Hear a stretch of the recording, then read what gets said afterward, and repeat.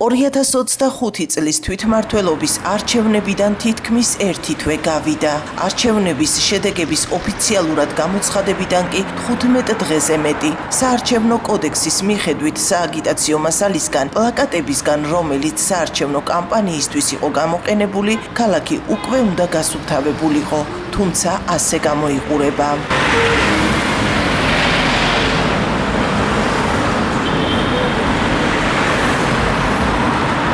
ქალაქის იერსახის დამახინჯება ადმინისტრაციული დანაშაულია. ადმინისტრაციული სამართალდაღურულებათა 150 მოხდის თანახმად, ქალაქის იერსახის დამახინჯება ისჯება ჯარიმით. ეს კანონები არ მოქმედებს ქართულ ოცნებაზე, გორის მუნიციპალიტეტში, ქალაქში, არჩევნებიდან უკვე დაახლოებით 1 თვე არის გასული. ისევ არის მათი საარჩევნო სააგიტაციო მასალა კედლებზე, სკვერებში, პარკებში და ასე შემდეგ, რაც ცალსახად არის, ასე ვთქვათ, ქალაქის იერსახის დამახინჯება. არც ნაგვისგან და არც პლაკატებისგან, არც ეს პრესის ჭიხური გაუსუფთავებიათ, რომელიც სტალინის გამზირზე ქალაქის ცენტრში მდებარეობს.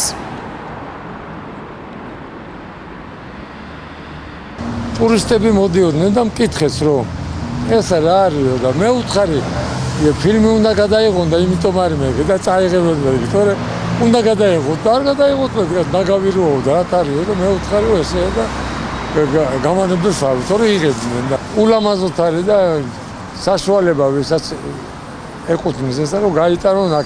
გორის მერიაში რამდენიმე დღის წინ თქვეს, რომ ვადები არ გასულა და ქალაქი სააგიტაციო მასალისგან გასუფთავდებოდა, თუმცა ამისთვის ჯერ არ მოუცლიათ. პლაკატების მოცილება თავად პარტიებს ევალებათ, ხოლო კონტროლი და წესის დარღვევის შემთხვევაში დაჯარიმება თვითმმართველობას.